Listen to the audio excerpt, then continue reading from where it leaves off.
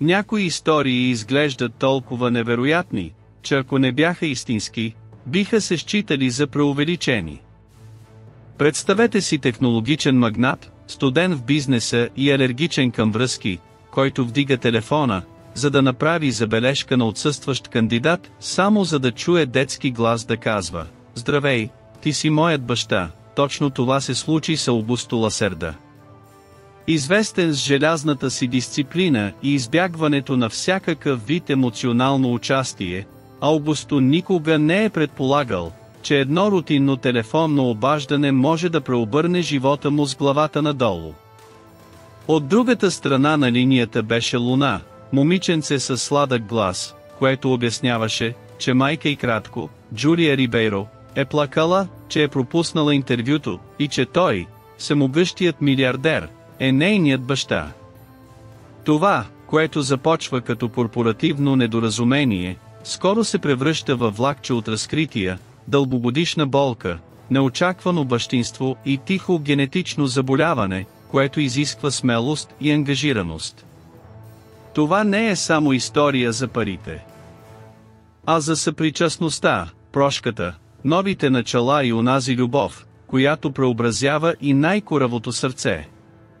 Ако някога сте мислили, че държите живота си под контрол, тази история може да ви накара да преосмислите всичко.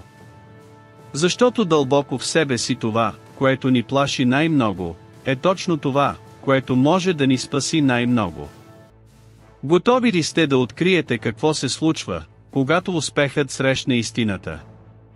Аугусто Ласерда беше типичен милиардер, който изгради империята си въз основа на дисциплина, абсолютен фокус и упорит отказ да бъде разсеян от това, което той наричаше емоционални драми.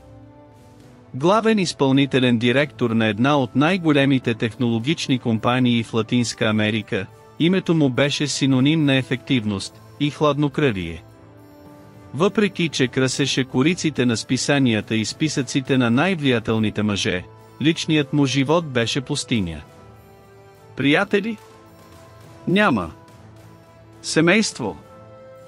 Концепция, която той изостави, след като загуби майка си в ранна възраст и се раздели с баща си поради бизнес разногласия. Рутината му беше щателно контролирана. Дните започваха в 5 сутринта, срещите бяха насрочени и решенията отнемаха секунди. Аугусто не толерираше закъснение, още по-малко отсъствие. Така че, когато получи известие, че кандидат за важна позиция просто не се яви на интервюто за работа, нещо в неговата твърдост се счупи. Без да се замисли, той нареди на екипа да намери номера на кандидатката, за да може сам да и кратко се скара. Не ставаше дума само за позицията. Ставаше въпрос за принципи и той не търпеше неуважение. Името на кандидата: Хулия Рибейро. Нейната автобиография бе привлякла вниманието му по рядка причина. Въпреки своята простота, тя показваше практически интелект, издръжливост и вълнуващо мотивационно писмо. Тя беше човекът, когото Аугусто обикновено пренебрегваше, но нещо в този документ го накара да го отдели от възможната купчина. А сега предполагаемият, обещаващ талант, дори не беше имал благоприличието да се появи. Реши веднага да се обади. Не да разбере, а да порицае. Не подозираше, че с натискането на този зелен бутон и извършването на обаждането той не просто започваше разговор. Той отваряше вратата към свят, който отричаше десетилетия. И в момента, в който едно сладко гласче вдигна телефона и каза: „Здравей, кой е това?“, подът, който той смяташе за бетонен, започна да се напуква под краката му. „Здравей, ти ли си човекът, който щеше да наеме мама?“, попита детето от другия край на линията. Аугусто, свикнал на студени, обективни разговори, остана безмълвен за няколко секунди. Гласът принадлежеше на малко момиченце и той почувства нещо необичайно, сърцето му биеше. Преди да успее да отговори, детето продължи. Той каза, че майка му е тъжна, че е пропуснала интервюто, защото трябвало да излезе да вземе храна. Мълчанието му беше прекъснато от момичето, което без да се колебае избухна. Тя плака много, каза, че си важен, и също, че си ми баща, присъдата падна като бомба. Аугусто стана от стола си невярващо. Може да е само грешка или евтин опит за емоционална манипулация. Но имаше нещо в интонацията на момиченцето, което му попречи да затвори. Нейната сладост и твърдост бяха обезоръжаващи. Той затвори, без да каже повече дума, но не можа да продължи деня. Той отмени 2 срещи, първата, и застана пред стъклото на 34-тия етаж на компанията си, гледайки безизразно града. Защо това изречение бе дошло толкова дълбоко в него? Той познаваше Джулия, беше сигурен в това, но откъде? Името не беше непознато, но времето бе замъглило спомените му. Реши да разбере. Това кратко телефонно обаждане раздвижи структури, за които Аугусто дори не знаеше, че съществуват. Сякаш древно чекмедже на паметта беше отворено на сила. И най-тревожното от всичко беше, че изпита странно желание да чуе този глас отново.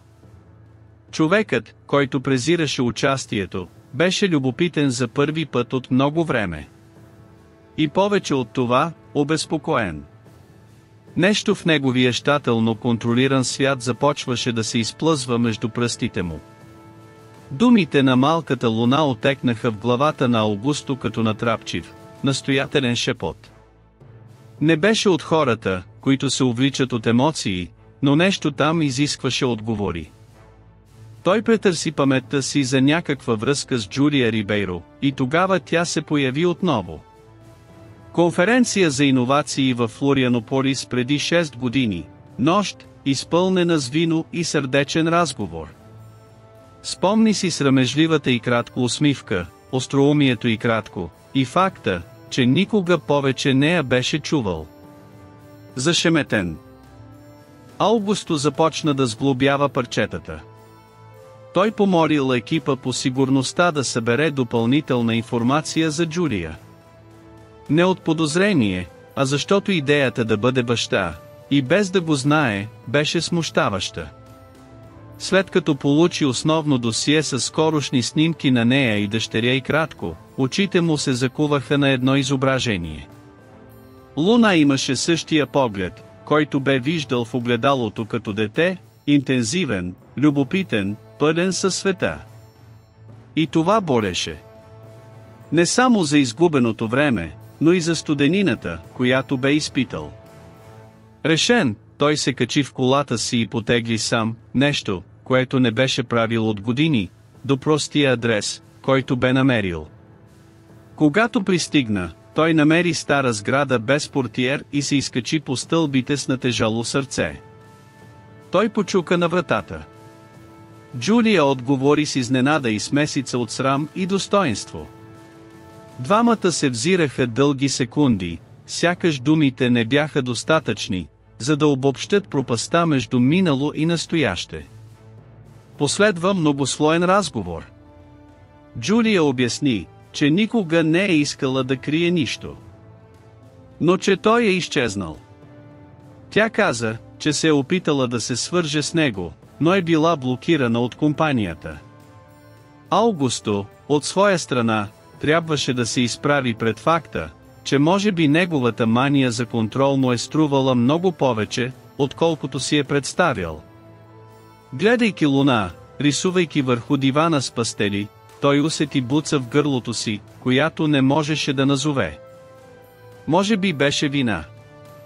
Или може би това беше първият знак за любов. Дори с емоционалните доказателства, крещящи в него, Аугусто се нуждаеше от конкретно потвърждение. Той дискретно насрочи ДНК тест, не заради подозренията на Джулия, а защото неговият бизнесум все още изискваше доказателства, преди да се предаде. Няколко дни по-късно пристигнаха резултатите, 9-9, 9% съвместимост. Луна наистина беше негова дъщеря. И това парче хартия, отпечатано с студени букви, носеше силата да унищожи най-безмилостния милиардер в града. Но шокът не спря до тук. По време на позадълбочен разговор с Джулия тя разкри нещо още по-тревожно. Той винаги се е смятал за стерилен. Аугусто мълчеше. Лекар, препоръчан от баща му, му казал преди години, че той е биологично неспособен да стане баща. Беше част от плана на по-възрастния Ласерда да държи сина си далеч от емоционални разсейвания и се фокусира върху семейната империя. Медицинската лъжа сега се разкри като едно от най-големите предателства в живота му. Това беше причината за вътрешна криза. Как може толкова интелигентен човек да не осъзнава, че е манипулиран? Аугусто усети как земята отново се разпада, но в същото време процъфтя странна надежда. За първи път той не беше изправен пред преговори или проблем, който трябваше да бъде разрешен с пари, а по-скоро сурова, емоционална истина, която изискваше смелост, за да се изправи пред нея. Той беше баща. И тази нова самоличност беше натоварена с изтрити спомени, обещания, които никога не е имал шанса да направи, и детство, което не можеше да преживее. И все пак там, седнал на простия диван в къщата на Джулия, с луна, облегната на рамото му, докато гледаше анимационен филм, Аугусто почувства спокойствие, което никога не бе намирал в остъклените заседателни зали. Това не беше мир, роден от логиката, беше инстинктивен, почти наследствен. И може би, просто може би, това беше началото на нещо, което винаги бе избягвал, но сега желаеше с всички сили – изграждането на семейство. Това, което изглеждаше като начало на емоционално възстановяване, взе неочакван обрат. Когато луна припадна по време на обикновена разходка в парка, Джулия я закара бързо в болницата, а Аугусто пристигна минути по-късно, напълно излязъл. Това беше първият път, когато изпита истинския страх да не загуби нещо, или някого, когото наистина обичаше. По време на тестовете дойде диагнозата, която ще промени всичко – синдром на ALPORT, рядко генетично заболяване, което засяга бъбреците и слуха. Лекарят обясни, че рано или късно луна ще има нужда от трансплантация на бъбрека. Аугусто, шокиран, веднага се включи доброволно за тест за съвместимост. Когато резултатите потвърдиха, че той е идеалният донор, той не се поколеба. За първи път не ставаше въпрос за спасяване на компания или договор за милиарди долари, ставаше въпрос за спасяване на живота на дъщеря му. И, любопитно, никога предизвикателство не е изглеждало толкова лесно за справяне. Бюрокрацията на операцията дори не го притесняваше. Фокусът му беше изцяло върху луна. През дните преди трансплантацията Аугусто изпита уязвимост, каквато никога не си е позволявал. Седейки до болничното и кратко легло, гледайки как дъщеря му спи с тръби и жици около нея, той разбра истинското значение на бащинство не беше за биология. Ставаше въпрос за присъствие. Относно предаването. За съзнателното решение да обичаш, защитаваш и жертваш. Преобрази го отвътре навън, разкъсвайки, парче по парче, бронята, която носеше от десетилетия. Операцията беше успешна. Луна бавно се възстановяваше, а с нея и Аугусто. Развълнувана, Юлия започна да вижда в него вече недалечния мъж от миналото, а настоящия баща и партньор, от който луна се нуждаеше. От този момент нататък рутината му престана да се разделя на срещи и електронни таблици, и се измери с усмивки, рисунки, залепени на хладилника, и приказки за лягане. Милиардерът най-накрая изпита нещо ново, тихото чудо на истинската любов. Възстановяването на луна ги събра тримата по начин. който никой не очакваше, дори Джулия, която години наред се държеше сама. В малкия апартамент, между тави с супа и физиотерапия, Аугусто преоткри прости удоволствия, приготвяне на закуска, слушане на училищни истории, получаване на неочаквани прегръдки. Човекът, който никога не е мислил да има семейство, сега вижда смисъл във всеки ежедневен жест. И нямаше нищо общо с статус, договори или акционери. С течение на времето той направи нещо безпрецедентно, той делегира. За първи път в живота си той отдели известно време далеч от компанията, за да приоритизира това, което преди това не се вписваше в дневния му ред. Семейство той купи нов, по-голям и по-удобен апартамент, но настоя да запази интимната атмосфера, която го беше трогнала толкова много в къщата на Джулия. Не искаше показност, искаше присъствие, искаше да бъде бащата, който посещаваше училищните срещи, който ги водеше в парка, който беше там всеки ден. И именно в това привързано ежедневие Аугусто и Хулия се преоткриха един друг. Негодованието отстъпи място на партньорството, страхът отстъпи място на съучастничеството. Година след трансплантацията, по време на обикновен обяд в тяхната градина, с луна, която играеше на заден план, Аугусто направи немислимото. Той падна на едно коляно и предложи брак на Джулия. Нямаше фанфари, само дискретни сълзи и многозначителна усмивка. Луна се затича към тях и прегръщайки и двамата, избухна: сега сме истинско семейство. Този момент скрепи не само един съюз, но и един емоционална трансформация дълбоко.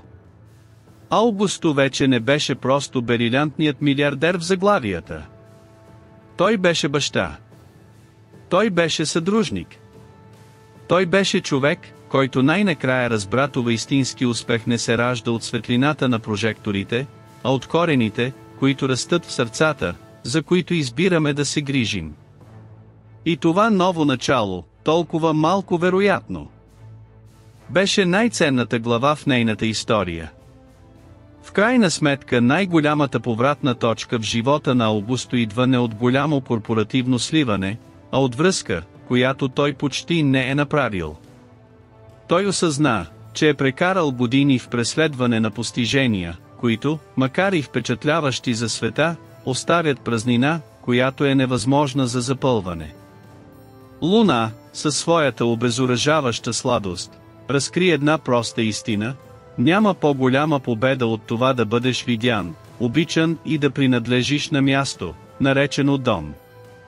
Неговата история показва, че най-големите богатства не винаги се намират в сейфовете, понякога те са скрити в цветни рисунки на вратата на хладилника, в прошепнато «татко» посред нощ или в споделен скут на дивана. Когато Аугусто се отказа от контрола и прегърна уязвимостта, той откри, че любовта не е слабост, а сила, която трансформира всичко около себе си. Дори и най-твърдите.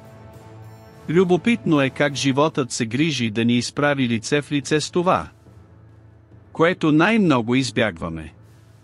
За Аугусто това беше отречено бащинство, който разкри забравената си човечност. За много от нас предизвикателствата идват маскирани като хаос, докато всъщност те са покани да започнем от начало. И може би точно там се крие красотата на това да си жив. Постоянният шанс да преоткриваме себе си, дори когато си мислим, че вече знаем всичко. Така че, ако историята ви все още изглежда заседнала, лишена от емоции или сякаш е празна страница, може би е време да зарежете предсказуемия сценарий и да се вслушате в това, което животът се опитва да ви покаже. Защото любовта не нарушава плановете, тя разкрива най-добрите. И понякога това, на което се съпротивляваме, е точно това, от което се нуждаем най-много. Ами ти спрели ли сте някога да се замислите колко възможности за любов, повторно свързване или ново начало сте пропуснали, защото сте били твърде заети, твърде уплашени или просто на автопилот? Колко обаждания от живота сте пренебрегнали, защото сте смятали, че моментът не е подходящ. Може би се опитвате да контролирате всичко, мислейки, че успехът е синоним на постигнати цели, получени награди или натрупани похвали. Но какво ще стане, ако истинската повратна точка във вашата история се крие в обикновен жест, искрено слушане или някой, за когото дори не сте осъзнавали, че е до вас? Какво избягвате, което дълбоко в себе си може да промени живота ви? Тази история не е само за Аугусто, Джулия или Луна. Става дума за мен, за теб, за всички нас, които в даден момент се загубихме, опитвайки се да бъдем силни през цялото време. И добрата новина е, че никога не е късно да пренапишем пътя си. Понякога всичко, което е необходимо, е да отговорим на обаждане от живота, от нашите сърца, от тези, които обичаме. Ако тази история ви е докоснала по някакъв начин, ако ви е върнала спомени, желания или размисли, значи си е струвало. Абонирайте се за канала, включете известията и се присъединете към нас, докато се задълбочаваме в други истории, които доказват, че животът е пълен с обрати и че щастливият край може да бъде точно затъгъла от следващия смел избор.